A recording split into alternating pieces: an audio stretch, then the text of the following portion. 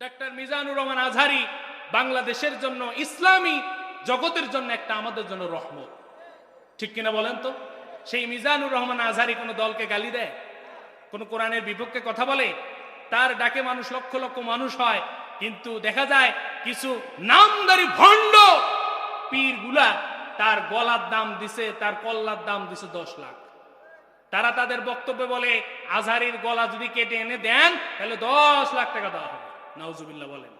এইরকম যারা ভণ্ড, কারণ আজহারি আসার পর ব্যবসায়ী হুজুরদের ব্যবসায় ভাটা পড়ে গেছে, তাদের মাহফিলের লোক নাই, তাদের দরবারেও কোনো যুবকরা যায় না, কারণ যুবকরা এখন আজহারির পিছনে যায়, কারণ আজহারি কথা বলে কোরআন দিয়ে। কথা বলেন ঠিক কিনা?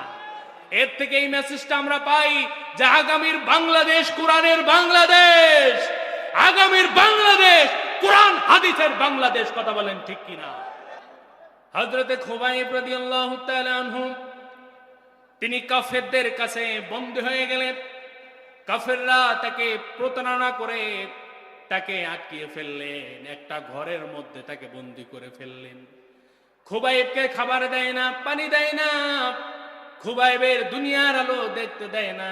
খুবাইবকে একদিন ঘর থেকে বাহির করা হলো। খুবাইবকে যখন ঘর থেকে বাহির করা হলো, রাস্তা দিয়ে কাফের সৈন্যরা খুবাইবের পিছনে এবং আগে খুবাইবকে সামনে নিয়ে তারা নৃত্য ডান্স করা শুরু করে দিল। আর মানুষদেরকে বলতে লাগলো, দেখো মুসলমানদেরকে আমরা কিভাবে মারি।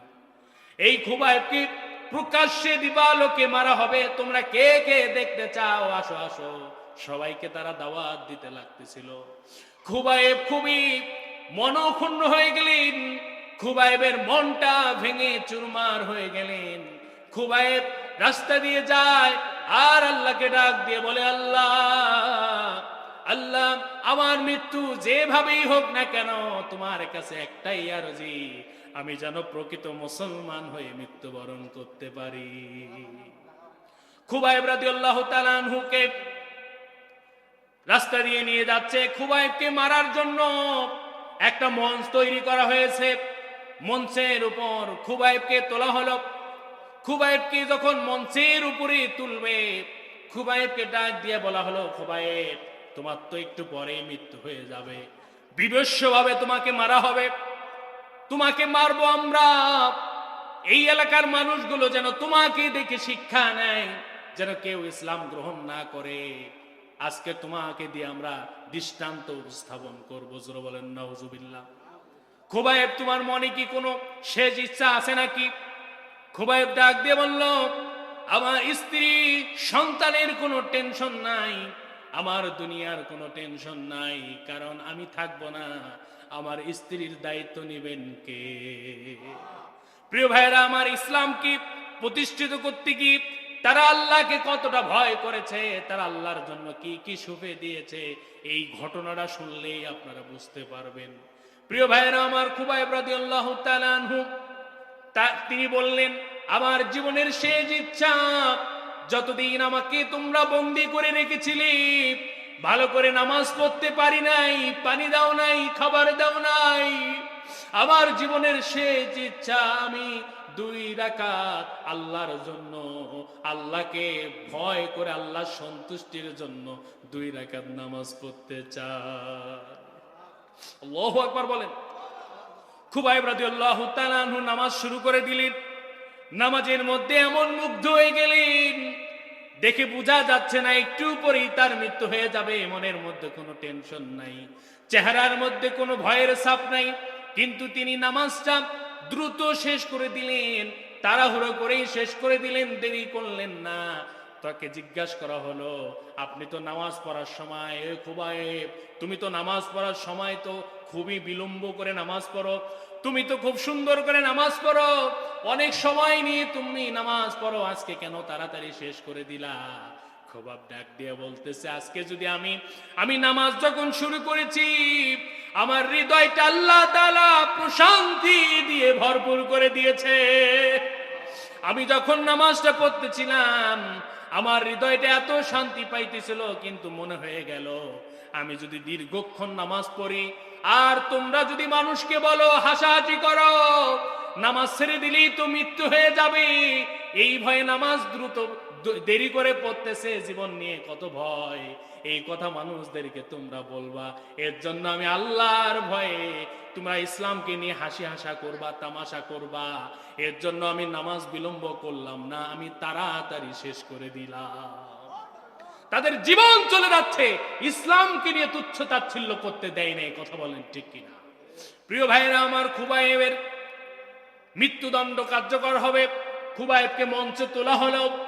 মঞ্চের উপরে যখন তোলা হলো, খুবাইবের একটা হাত আর কাঠের সাথে এমন ভাবে পেরেক মারা হলো, একটা কাঠ আর একটা কাঠের মধ্যে পেরেক মারলে যেমন লেগে যায়, খুবাইবের ডান হাতে পেরেক মেরে দেওয়া হলো।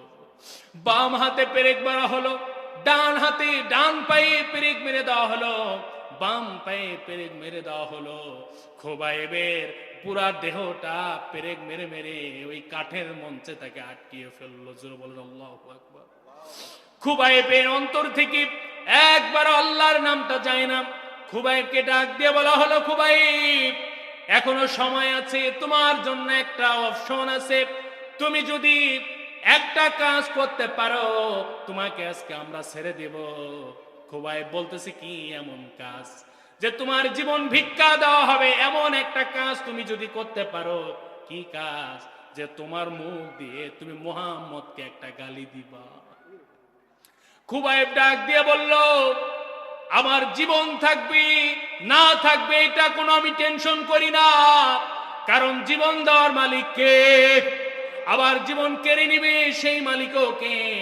সুতরাং তোমাদেরকে বলতে চাই, আমি প্রাণ ভিক্ষা চাবো না, জীবন ভিক্ষা চাবো না। শুধু তাই নয়, আমার অন্তরে আমার দেহে প্রাণ থাকা পর্যন্ত আমার নবীকে নিয়ে কেউ গালি দিবে, আমি খুবাইব সহ্য করব না। খুবাইবের এই কথা শোনার সঙ্গে সঙ্গে প্রিয় ভাইরা আমার, খুবাইবের ডান হাতটা কেটে ফেলা হলো, বাম হাতটা কেটে ফেলা হলো, ডান পা বাম পাটা কেটে ফেললো। খুবাইবের শরীর থেকে রক্তগুলো তীর তীর করে জমিনের মধ্যে পড়তে লাগলো। তারপর খুবাইবের জবান থেকে একবারও আল্লাহর নামটা মুছে যায় না। প্রিয় ভাইরা আমার, যুগে যুগে আল্লাহ ওয়ালারা জীবন ভিক্ষার অফার পেয়েছিল। তারা বলেছিল, ইন্নী আখাফুল্লাহ, আমরা আল্লাহকে ভয় করি, জীবন মরণের মালিক হলো আল্লাহ, আমরা প্রাণ ভিক্ষা চাবো না, কারণ আমরা এই প্রাণ তো আল্লাহর রাস্তায় দিয়ে দিয়েছি। প্রিয় ভাইরা আমার, খুবাইব তারপর আল্লাহকে ভুলে যায় না, আল্লাহকে ভালোবাসে। আর খুবাইবের শেষ মৃত্যুটা কেমন করে দেওয়া হলো, হাত পা কোটো কেটে ফেললেন। এরপর মাটির মধ্যে লোহার শুল তাক করে রেখেছে। খুবাইবকে ওই জায়গা থেকে, মঞ্চ থেকে যখন ওই তার কাটা গুলো, পেরেক গুলো যখন খুলে দেওয়া হলো, খুবাইব যখন ওইখান থেকে পড়ে গেল, ওই লোহার শুলটা খুবাইবের পিছন দিক দিয়ে ঢুকে মাথা ভেদ করে বাইর হয়ে গেল। বিভৎস ভাবে শহীদ করে দেওয়া হলো। খুবাইব একবারও আল্লাহর ভয় অন্তর থেকে বের করে দেয় নাই, মানুষকে এক সেকেন্ডের জন্য ভয় করে নাই। জোরে বলেন আল্লাহু আকবার।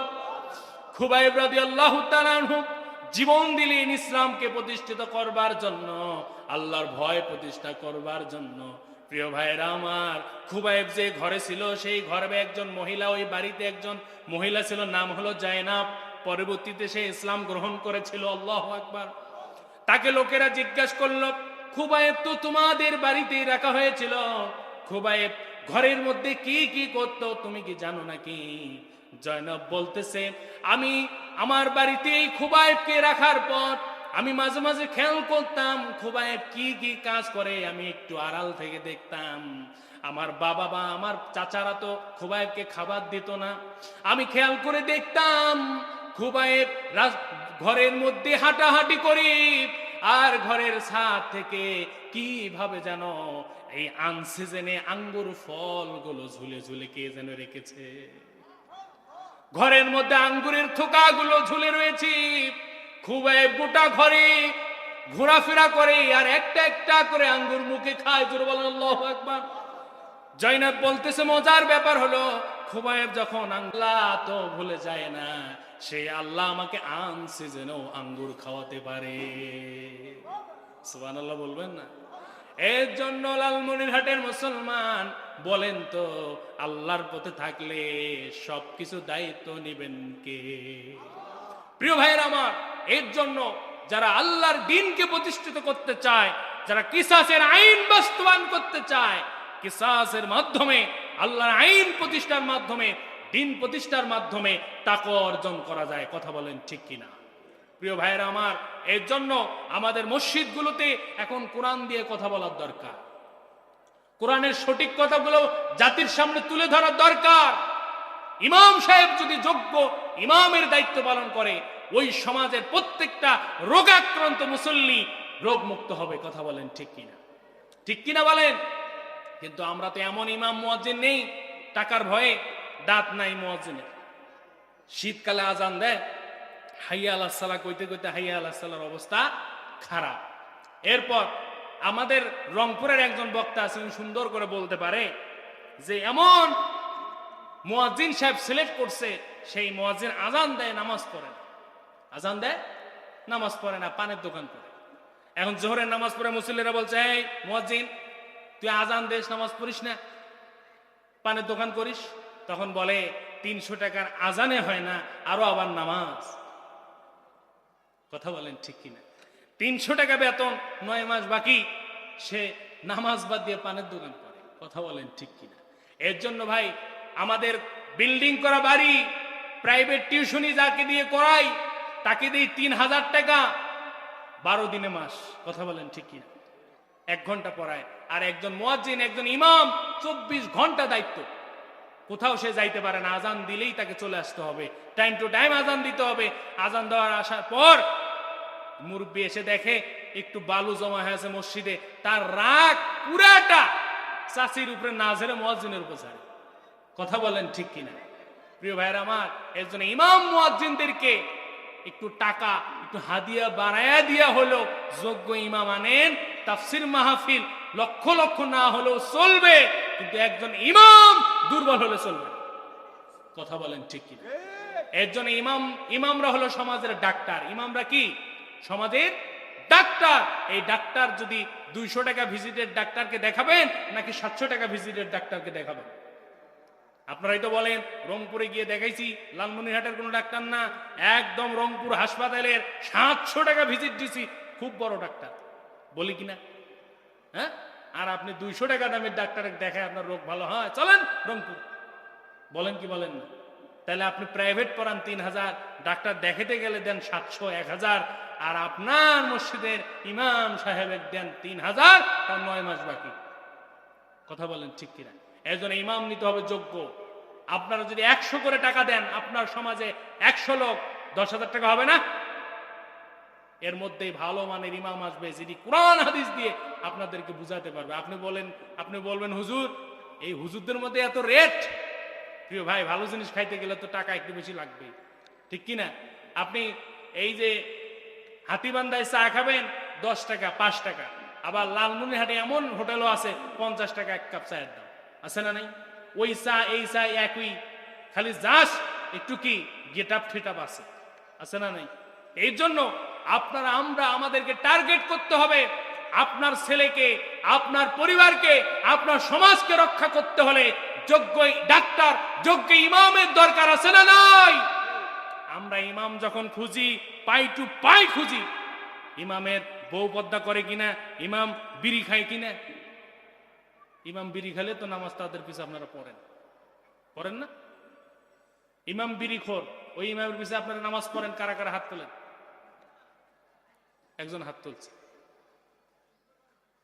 বুঝেন নাই আমার কথাটা? ইমামে বিড়ি খায়, সেই ইমামের পিছনে নামাজ পড়বেন আপনারা? ইমামের বউ পর্দা করে না, ওটা আপনারা দেখেন যে ইমামের বউ পর্দা করে কিনা, দেখেন না আপনারা?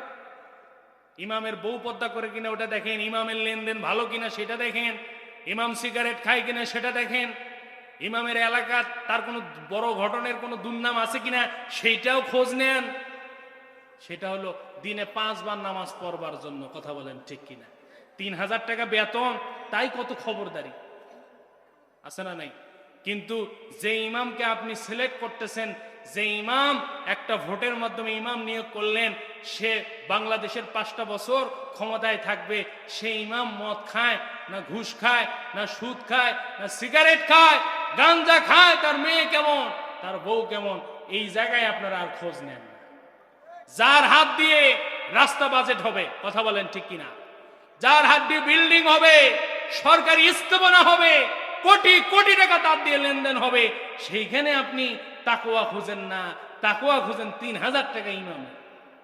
কথা বলেন ঠিক কিনা, কথা বলেন ঠিক কিনা? আপনাকে বুঝতে হবে ভাই, আমার মতো শরীফুল ইসলাম সহ সারা বাংলাদেশের মানুষ যত আলেম আছে আরো 50 বছর কোরআনের কথা বলবে, তারপরও এই সমাজ থেকে চিরতরে সুদ বন্ধ করে দিতে পারবে না। পারবে? কথা বলেন না কেন, পারবে? সুদ আমরা চিরতরে বন্ধ করতে পারবো? আরো আমরা 50 বছর কথা বলবো, ইফটিজিং আমরা চিরতরে বন্ধ করতে পারবো না।